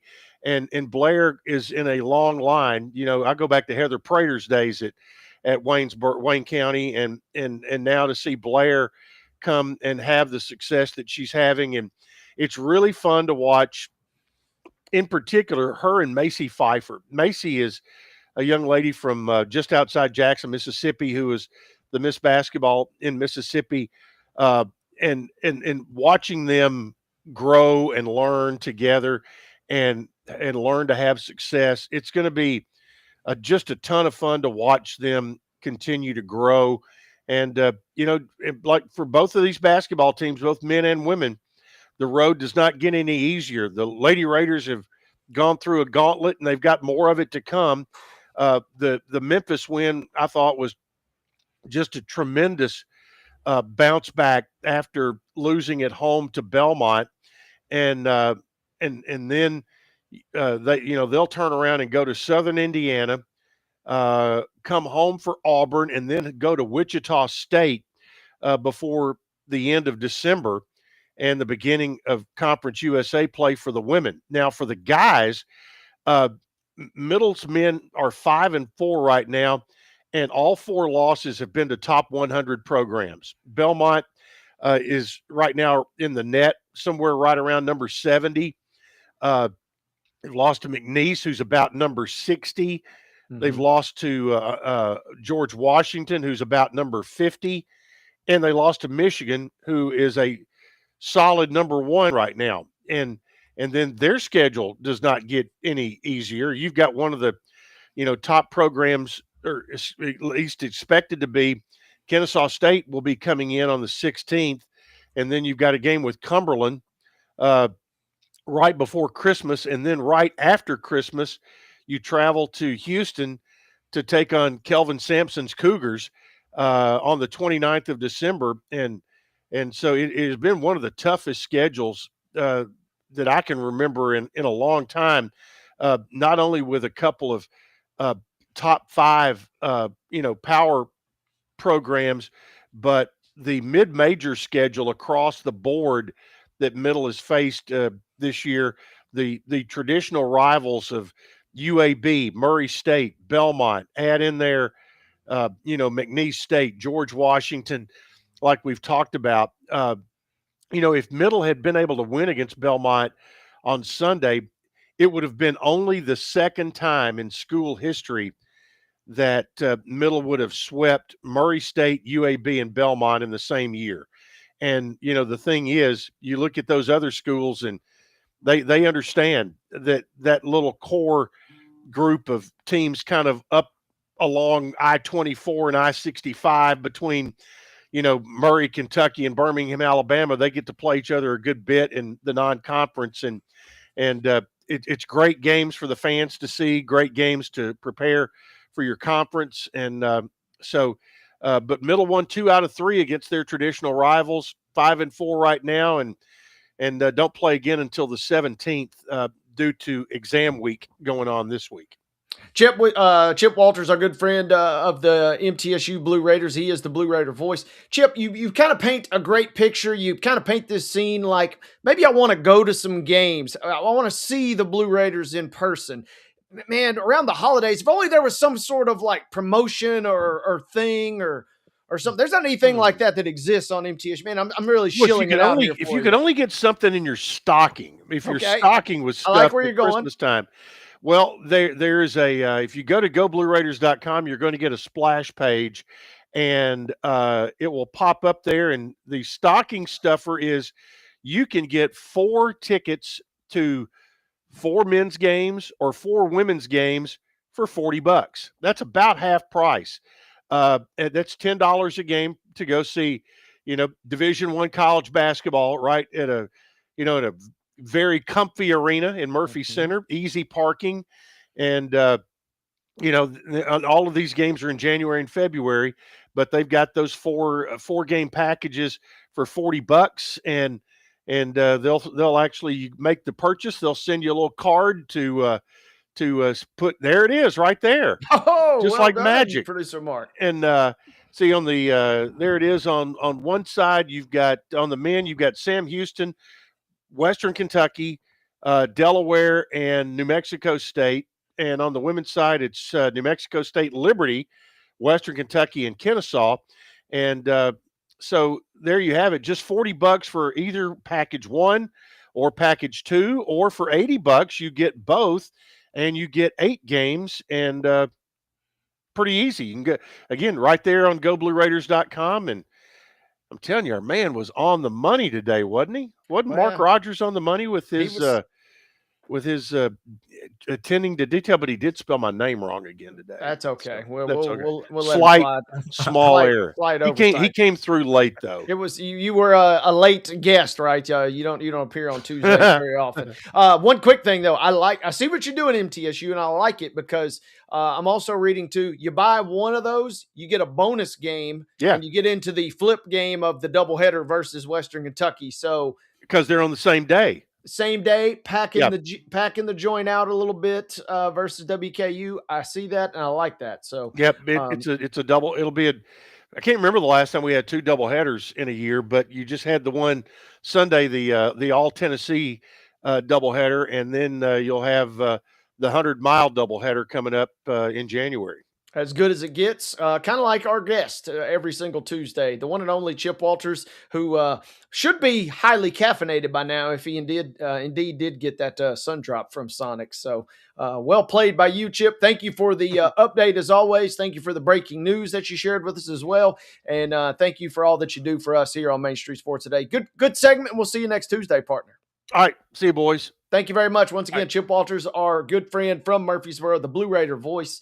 And David, now I kind of want a little bit of a sun drop right now after Chip got me going there. But that's a different story because we still got 2 segments to go, folks. We are halfway home in hour number 2. Still to come, we're going to dip into the grab bag. We got a little bit of Monday Night Football. We got a story that you are going to want to hop into your DeLorean and go back in time when we tell you who has just signed an NFL contract. It is a name that you will recognize, and it is a blast from the past, shall we say. We also got some MLB news and notes, all of that and more coming your way on the other side of this timeout as you are watching Main Street Sports Today, presented by our friends at TOA of Columbia.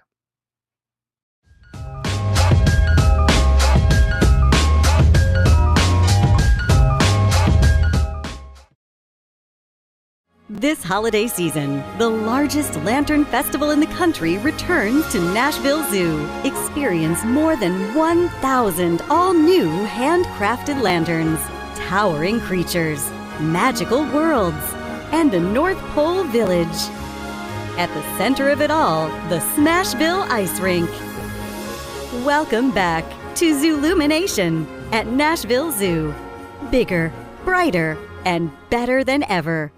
Nashville's Nutcracker, presented by Nashville Ballet, returns to TPAC November 29th through December 28th. This holiday season, audiences will journey with Clara and the Nutcracker Prince through Nashville's history and the land of sweets. Tickets on sale at NashvilleBallet.com.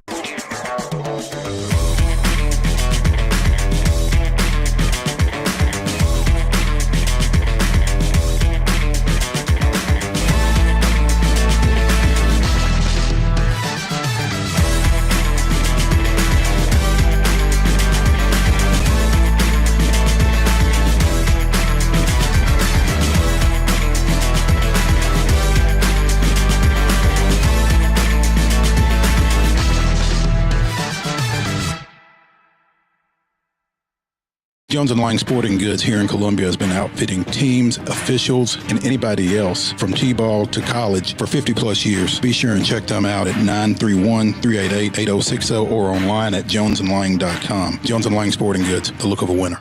Piggly Wiggly, located in Neely's Mill Shopping Center, is Columbia's locally owned and operated Cost Plus 10 grocery store dedicated to serving the community with low prices and smiling faces.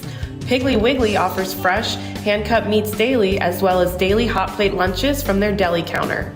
You're certain to see smiling faces and a helping hand when you're here at Piggly Wiggly. Come by and check out our fresh produce, high-quality meats, and more. Down home, down the street, we'll see you at the Pig.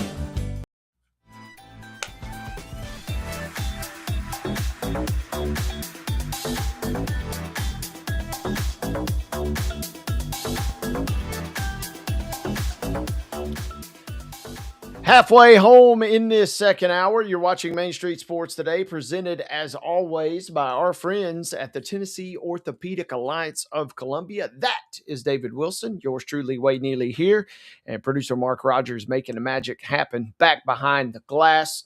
David, did you see, you said overtime. Was that the extent of the Monday Night Football watching that you did last night? Yeah, it was. That was the extent for me. Had some other business going on in the personal life last night. All good things though. But just I was disappointed because I think I've talked about this on the show with you. This is fantasy football playoffs for me. I advanced from the quarterfinals to the semifinals. Once again, it's 2 weeks of our playoff system. We take out the last week of the regular season because a lot of teams like to rest their starters. We don't want fantasy championships decided because teams that have locked up, Yep. postseason berths, etc. They sit their starters. We don't want it to end that way. So we have ours go to the penultimate week of the regular season. So I'm in the semifinals, and I needed Devontae Smith to have a big night last night, and that did not happen. So week one, we were behind by 25 points going into week two. So hopefully Drake May, Christian McCaffrey, and Bijan Robinson will have good weeks this week, so I can try to win my money back in this league. We need you to perform well because the Eagles themselves on the field did not perform well, and it's interesting. You're not the only person. I saw another graphic. Can't remember if it was a text or if I saw that on socials, but someone lost their playoff matchup because the Jalen Hurts in their league, they needed like 10 points. It was a pretty low or pretty obtainable number. That didn't happen. He finished in that particular league with like less than a point, which we'll get into in just a second on how that happened. But the other one that I saw was a graphic where someone had Patrick Mahomes and Travis Kelce and needed like 15 points to advance out of their playoff matchup, and combined did not produce. So there were some grim performances from some usually reliable fantasy football contributors this weekend. And I'll say this: my friend Colby and I were facing each other in the semifinals of this 10-team league, and we both made very bad decisions when it came. At least I made a bad decision, and Colby had Patrick Mahomes. So I guess I got saved by Patrick Mahomes having a bad week. But with Drake May on bye this week, I was going back and forth on what quarterback I needed to start in his place. At first, I was going to do Sam Darnold. Then I decided let's do Trevor Lawrence. But then I was like, I want to stick to the guys and to my roster guys that I drafted and got me here. And so I played Jaden Daniels, and that was a very, very bad decision. Who got injured yet again, threw a pick, and only had 74 yards. So if I get eliminated this week, I only have myself to blame. Yeah, that is tough, and I respect the gesture. Sticking to your guns, but Got to that can rally be the tough. troops. I understand. We talked about all that to say a long-winded way of saying if you didn't, I'd only watched the last minute of regulation and then a little bit of overtime. I was actually flipping back and forth with some other stuff on during overtime because the game was so putrid. 22-19 was your final score last night. The Chargers defeat the Eagles, who are in full free fall mode, and who knows how far they will fall. But the stat line for Hurts, as we mentioned, if you lost a fantasy game because of him, sorry. And if you won a fantasy game because of him on your opponent's team, Merry Christmas, because Hurts, 21 of 40 passing, doesn't sound too bad. 240 yards, doesn't sound the best, doesn't sound the worst. No touchdowns, however, 4 interceptions, and had perhaps the rarest and the wildest sequence that you'll ever see. Throws an interception. The Chargers fumble the ball mid-return on the interception. It ends up in Hurts' hands. He fumbles. So technically, even though you probably really don't want to count that one, but technically by the letter of the law, 5 turnovers for Hurts last night. The Eagles blow this game down the stretch, David. They had a chance to maybe run the clock out and kick the field goal themselves to win it in regulation, or at least leave very little time for the Chargers to come down and score. They didn't do that. They didn't even get it to the 2-minute warning. What that did was allow Justin Herbert, despite playing on one hand practically, come down the field. And eventually, thanks to his legs, he got him in field goal range. Cameron Dicker makes the kick to send it to OT, and then the Chargers win it in OT, where, as fate would have it, the game was lost when the Eagles and Hurts throw an interception. Ugly game last night, and the Eagles, brother, are in free fall mode.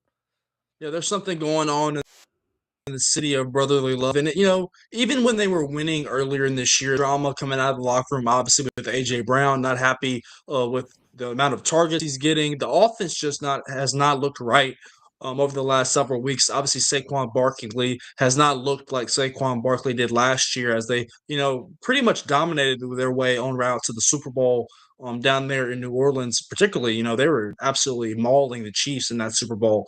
They don't look like the same team. Mm-mm. And, things get loud in those big markets, especially Philadelphia, really quickly with that fan base.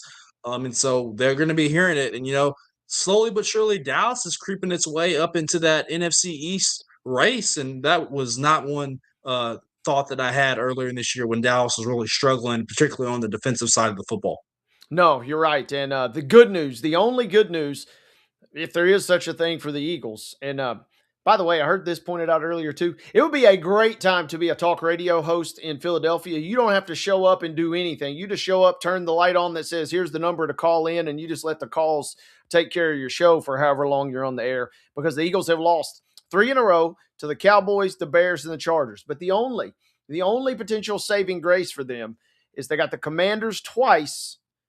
They got the Bills in there, but they also got the Raiders coming up this week. And as bad as the Eagles are, surely they could rally the troops and beat the Raiders. So there is a little bit of a path to maybe guide them back on the tracks a little bit, David, but I don't know that they could fully get back on the tracks. They just can't run the ball as well as they were last year, and that's their bread and butter right now, as we've seen with the interceptions from Daniels last night.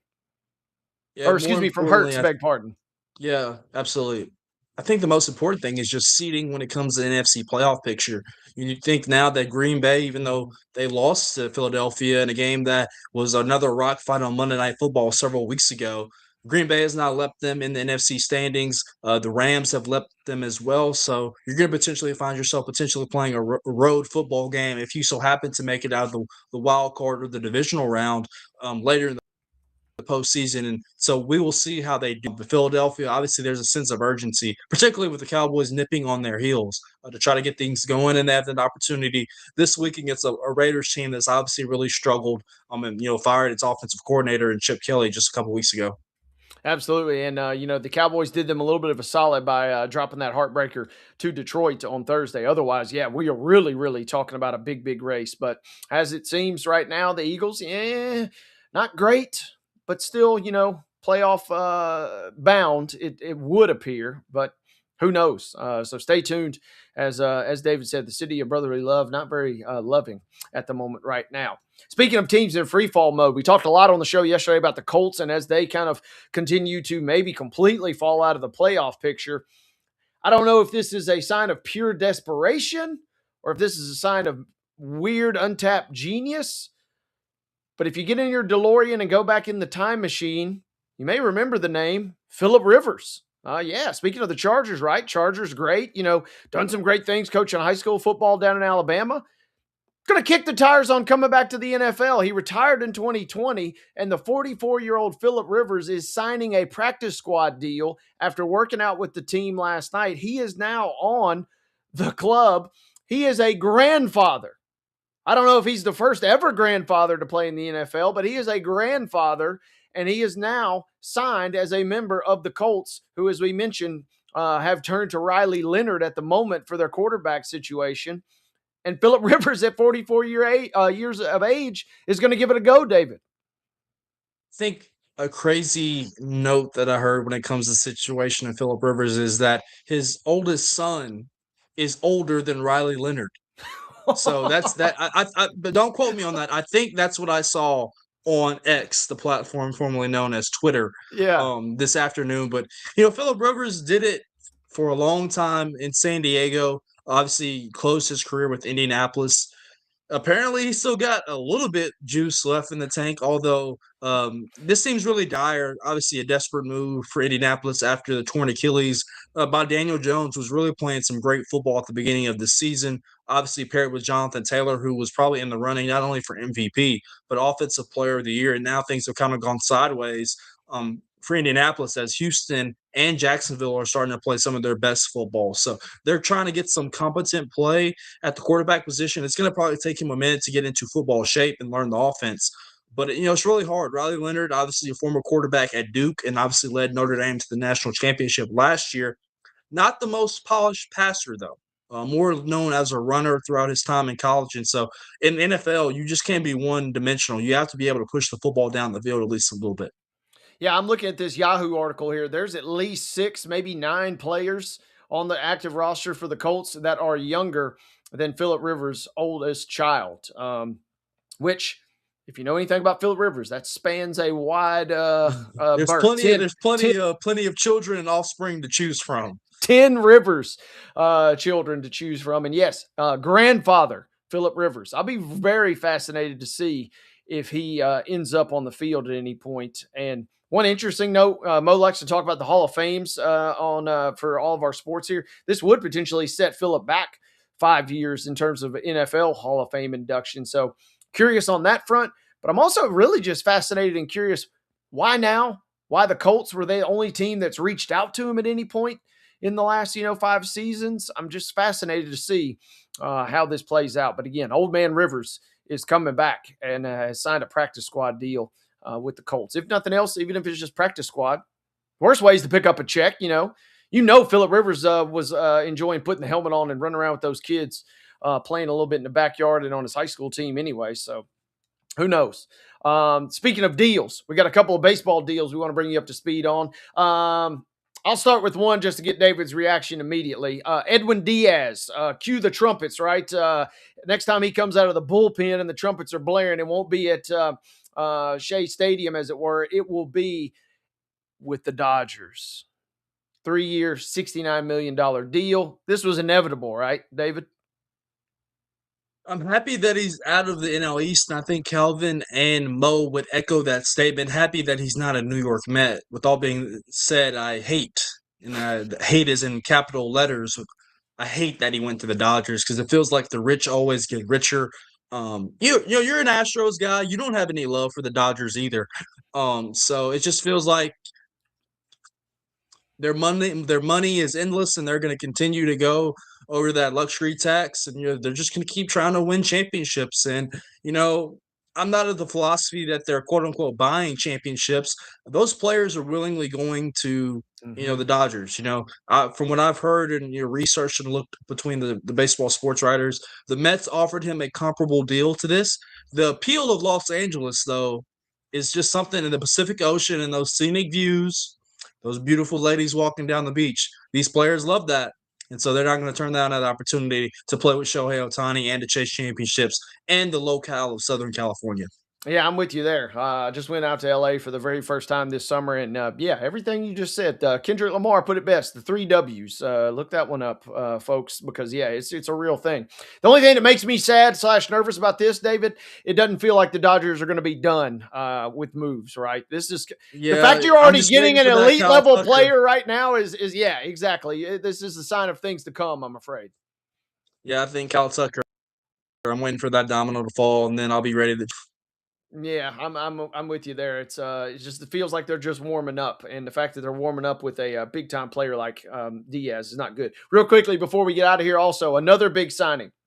There was a lot of consternation, a lot of swirling. Some other teams were involved: the Mets, the Red Sox, maybe even the Orioles. There was even rumors that the Pittsburgh Pirates might have tried to make a run at a big dog hitter and a big dog player, an MVP caliber player. But after all of that, David, you mentioned the NL East. Kyle Schwarber coming back to Philadelphia, 5 years, $150 million contract, according to a lot of sources coming out this afternoon. And this one always felt like this was the logical destination. He was such a good leader in that clubhouse for that team. Obviously, he's a key cog to their lineup that has Bryce Harper and Trey Turner. We'll see what they do at the catcher position. Obviously, JT Realmuto is a free agent. What they do with third base with Alec Bohm. But he clubbed 56 home runs for that top club last year. And there were offers. I believe Pittsburgh offered him about 4 years, 120. The hometown Reds were in the mix. We heard the Red Sox and the Mets were in there as well. So this made sense, though. He was such a titan in that locker room, and obviously the guy that they love, and he was priority number 1 for Dave Dombrowski. So we'll see how the Phillies attack the rest of their offseason, Wade. But really quickly, this roster has a lot of expensive and lengthy contracts for some older players. So Mhm. we'll see how they're age, specifically, the long deals of Trey Turner and Bryce Harper, and obviously now for a primary DH with Kyle Schwarber, how these deals look 3 or 4 years down the road. Absolutely. And you just said it. That's the thing, right? Yeah. You're getting 1 or 2 good seasons for sure, guaranteed, probably in a quote unquote prime situation. But who knows how it looks down the stretch. And it could be tough to maybe move and give yourself some flexibility in terms of trades if you're sitting on a rough contract like that. So something to keep tabs on. But Kyle Schwarber coming back to the Phillies again, 5 years, 150 mil for the Phillies slugger. We are going to take a quick timeout. When we come back, David and I will get back to the hardwood. We've talked about basketball a couple different times throughout the course of the show today, but we're going to close it out. We will give you our favorite basketball jerseys, our top 5, as a matter of fact. Top 5 Tuesday is coming your way next. We're going to be talking best basketball jerseys of all time. You're not going to want to miss it, folks. Final segment of Main Street Sports Today, presented by TOA of Columbia, comes your way right after this.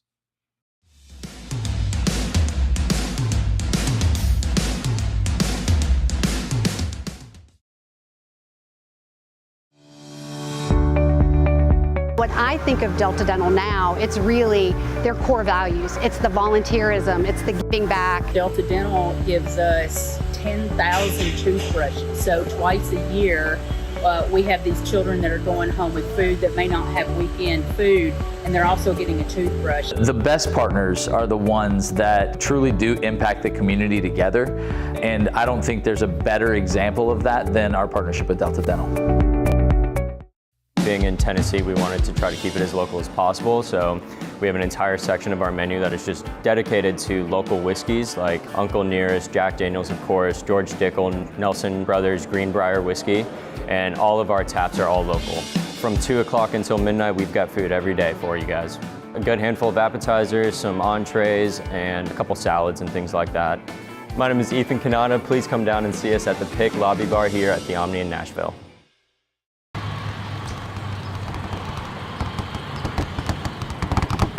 The winning just got closer. All new Sportsbook, the latest gaming machines, live horse racing, and more. The Mid Gaming Hall, Kentucky Downs. Winning just got closer.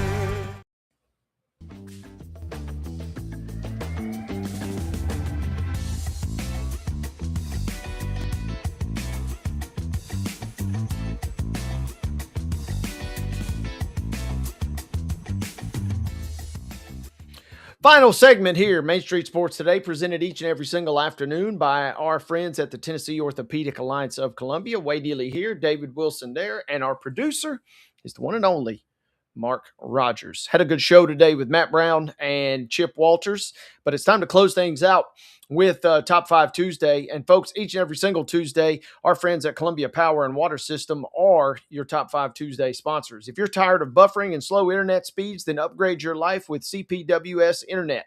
You can get lightning fast internet with speeds up to an incredible 1 gig where you can stream, game, and work seamlessly, all for just $70 a month. So if you're looking for local service and local support, visit cpws.com or call 931-375-7777 and tell them your friends at Main Street Sports Today sent you.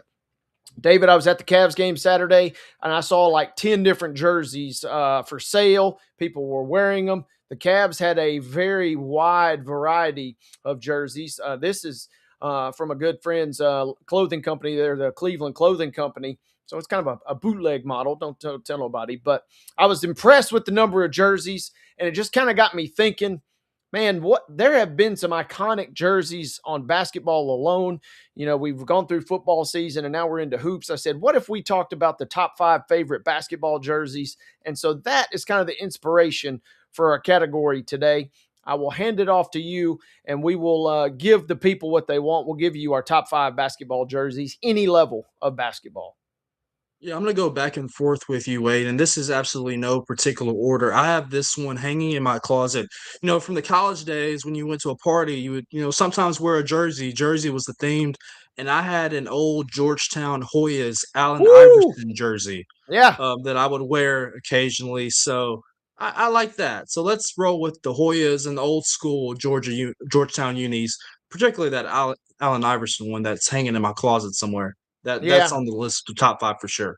That would have been on my list as well, and that is a great pull there right out of the gate, starting off strong. I like that. This one, I didn't think about it initially, but when I saw it on the internet, it brought me back. And if you go just a couple of years ago, when Long Beach State made kind of a run a little bit in the NCAA tournament, when the jerseys, the bright yellow jerseys, just say the beach, kind of exploding on the scene a little bit. I kind of dig the Long Beach State, and playing the underdog role that we've talked about a bit on this show today. Give me Long Beach State. Give me the beach in that bright yellow for my first selection here.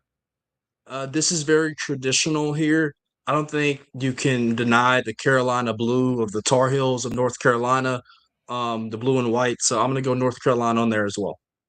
I'm glad you picked that because I should have had it on my list. I don't know. For some reason, it just doesn't all the way do it for me. And I know it's iconic and it should have been on my list, but it wasn't. So I'm glad that you picked it. So at least we got some love for UNC on there. Kind of in the same vein. And man, UNC foiled my maize and blue in the famous Chris Webber game, obviously. But the classic Michigan Fab Five era jersey, all it says is Michigan on the front, but that yellow, if you could throw in the black socks as part of a combo, I guess. Maybe. That's a bit of a stretch for this segment here. But give me the Michigan Fab Five era jersey. Man, some good times, even though those banners don't fly for whatever reason in the building right now. Yeah, I'm going to transition to the NBA level. And I hate to say this because I am a Spurs fan, and I really wanted to say the Spurs jerseys, but I really thought about picking the Spurs, but I really like the Memphis Grizzlies throwbacks, and I don't mean to take it off your list. I don't, but I was like, surely Wade is gonna say it, but those are some clean jerseys. These are the Vancouver Vancouver ones right here, baby. Yeah, in the coloring and the scheme. Tribute to Mike Bibby right there. I think that's top 5. It has to be, at least from being from the state of Tennessee. Yep. It was no doubt it was going to be my number one pick. But yes, it's so iconic that it's going to be use it. I don't want to steal it from you. It's going to be on anybody's list. And here's one on my list though that I'm not sure you would have, but I love.